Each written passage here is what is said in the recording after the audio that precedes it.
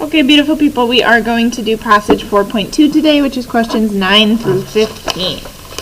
So, I'm going to go to passage 2, but I'm going to flip straight to the questions. As always, you probably don't have to read everything, so we're not going to waste our time. So, the first question says, which of the following would most clearly strengthen Scientist 1's hypothesis? So the first thing we have to do is actually figure out what Scientist 1's hypothesis is. So I'm going to go to Scientist 1, that's my locator. And remember, their hypothesis is usually in sentences 1 to 3. So, according to the quark model, each proton a chemistry passage. According to the quark model, each proton consists of 3 quarks, 2 up quarks, plus 2/3 charge each, and 1 down quark, negative 1/3. All mesons, one of which is the pi plus particle, are composed of 1 quark and 1 antiquark, and all baryons, which is the proton, are composed of 3 quarks. So, this whole thing is going to be my hypothesis. Okay, I'm going to read Scientist 2 just so that I know what Scientist 2 is comparing it to.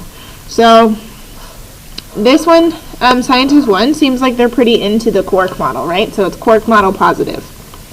Quark model is a smiley face.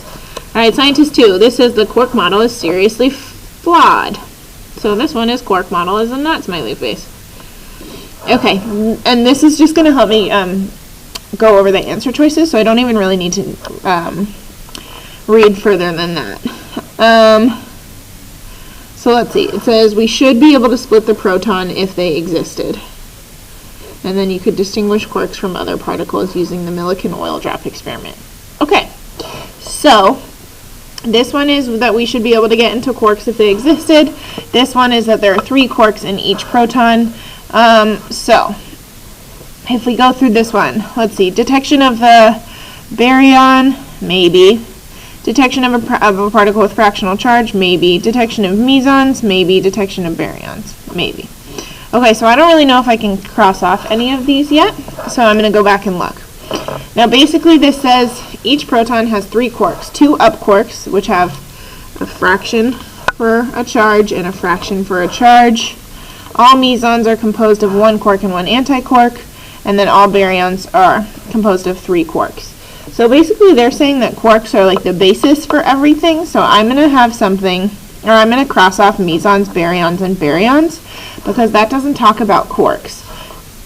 What this does talk about is fractional charge, so it doesn't say it, but these key terms actually match, because you have a fraction, and then that's the same thing as fractional charge. So the key terms do match here because it mentions 2 fractions, even though it doesn't say it explicitly. Mentions 2 fractions, that's the same as fractional charge.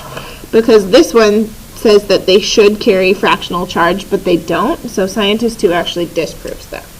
Oh, well, Scientist 2's theory is that that's wrong. Okay, so your answer to number 9 is B. Alright, number 10. Which of the following reasons why Scientist 2 claims quarks should have been detected if they existed? So which of the following are which of the following are reasons why Scientist 2, that's my locator, claims quarks should have been detected? So, scattering experiments should be able to split the proton into its quarks, if they existed. Okay, once the quarks were free, it would be easy to distinguish because they would be the only particles that carried fractional charge. Furthermore, the lightest quark would be stable because there's no lighter particle for it to decay into. So lightest quark would be stable. Quarks would be so easy to produce, identify, and store that they would have been detected if they truly existed. So what are the reasons? So I have a key term in this answer choice that says charge. They are confined within mesons and baryons. In the first half of this, it doesn't even really say, this, right? So this isn't even mentioned.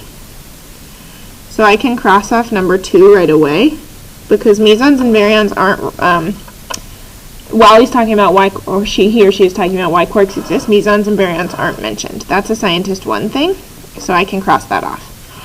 And then they are supposedly fundamental particles, so they could not decay into any other particles. So I see decay, and I see charge, and I see charge. So charge goes with charge, decay goes with decay, so that means my answer choice is 1 and 3, which would give me H because that says 1 and 3 only. So number 10 was actually pretty simple. And remember, you really can probably get away with not reading this at all as long as you can match the key terms from either the question or the answer choice. All right, number 11. Which of the following, so if I see following, that means I'm going to read answer choices first. If valid, could scientist 1 use to counter scientist 2's point about the Pauli exclusion principle? So I have two locators here. I need to look at scientist 1 and scientist 2. So I'm going to go back to scientist 2 and I'm going to find the Pauli exclusion principle. So this says the quark model violates the Pauli exclusion principle, which originally was believed to hold for electrons, but was found to hold for all particles of a half-integer spin. This says that no two particles of half-integer spin can occupy the same state. That's, if you remember way back in the day to electron configuration, that's our one where we said that electrons get packed in their house like batteries, so that they look like this. That's the Pauli exclusion principle. So this says the quark model violates the Pauli exclusion principle. And that's because the plus baryon violates it because two of those quarks would be in the same state.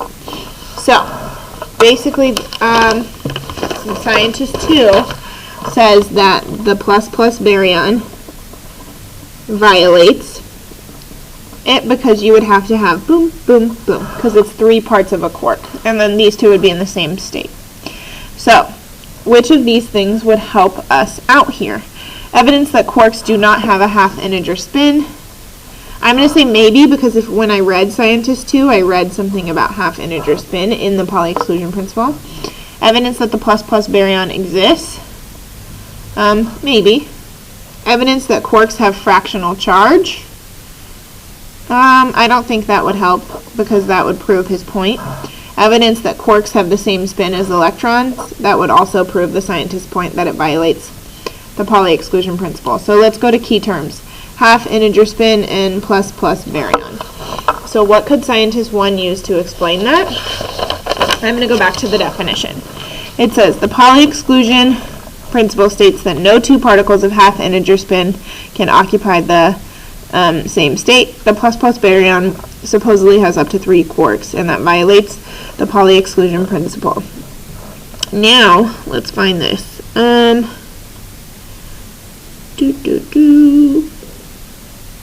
So which one of these would be the best? Both of these answers are actually pretty good, right? Both of these answers are pretty good because evidence that it exists would show you that it doesn't matter that it violates the Pauli exclusion principle, but A is going to be your better answer choice because this doesn't disprove the violation, right?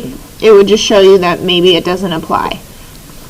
But this one, if they don't have a half-integer spin, then the Pauli exclusion principle doesn't actually matter.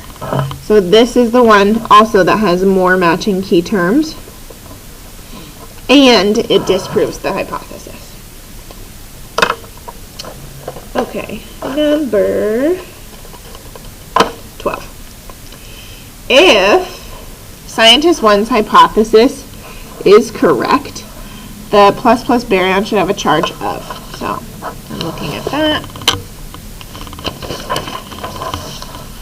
So according to the quark model, each proton consists of 3 quarks, 2 up quarks which carry a charge of plus 2/3 and 1 down quark, negative 1/3. All mesons are composed of 1 quark and 1 antiquark, and all baryons are composed of 3 quarks.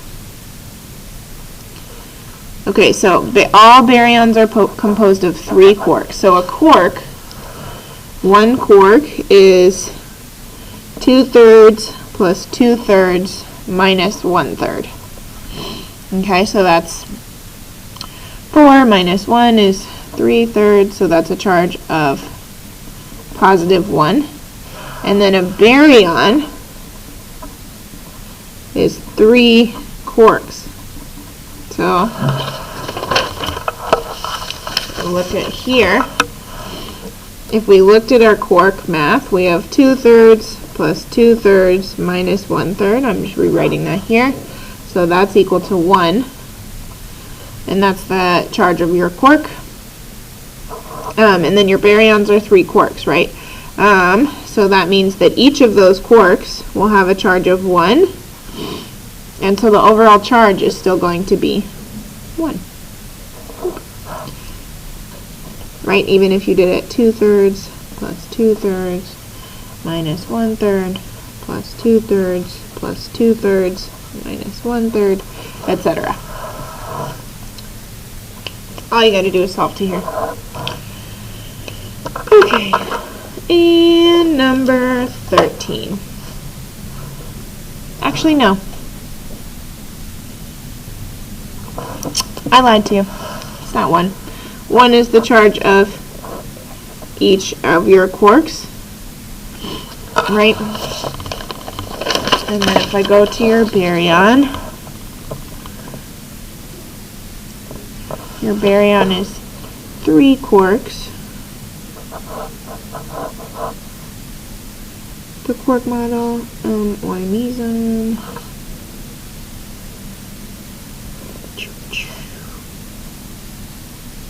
Has 3 up quarks.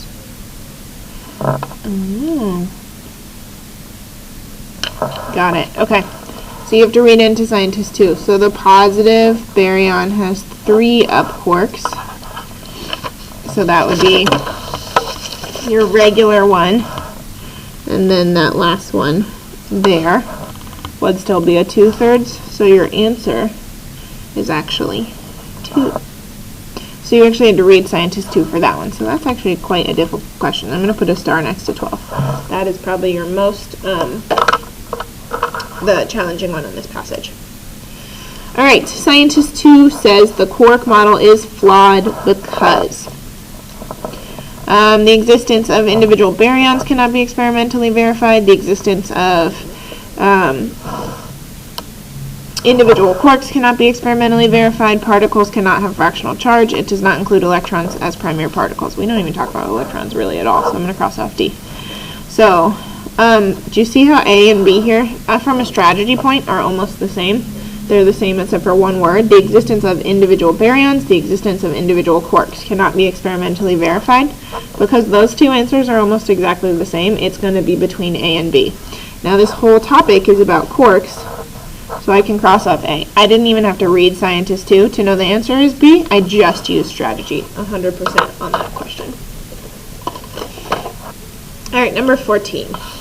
Scientist 1, that's my locator, says that some high energy electrons were aimed into the proton in the deep inelastic scattering experiments, and why did they bounce back? So, I'm going to find high energy protons. So, deep inelastic scattering experiments indicate that the proton has a substructure. High energy electron beams were fired into protons. They passed right through, a few bounced back. The number of electrons scattered through large angles indicated that there are 3 distinct lumps within the proton. So, that's like Rutherford's experiment, but a lot harder. So it says, scientist 1 says that some were aimed into the proton and bounced back because they, not repelled, it doesn't mention repelled. It doesn't say electrons at all. Now, it doesn't, so I'm going to be between hit quarks and hit baryons. The reason that this answer is F, again, is because this is the topic, right? So this is the topic. We're literally talking about quark model. We're not talking about baryon models. So baryon is a subset of the quark here, but the quark covers the main topic. So this is too far from main point. All right, 15, your final problem. The fact that deep inelastic scattering experiments revealed a proton substructure of 3 lumps, so it's related to number 14. So we saw 3 lumps supports the quark model because protons are mesons, and mesons supposedly consist of 3 quarks. Protons are mesons, and mesons supposedly consist of A quark and an antiquark. Protons are baryons, and baryons supposedly consist of 3 quarks. Protons are baryons. And okay, so I'm going to go back here and I'm going to find meson and baryon in scientist 1. So, all mesons, one of which is the pi particle, are composed of 1 quark and 1 antiquark. All baryons, one of which is the proton. So the proton is a what?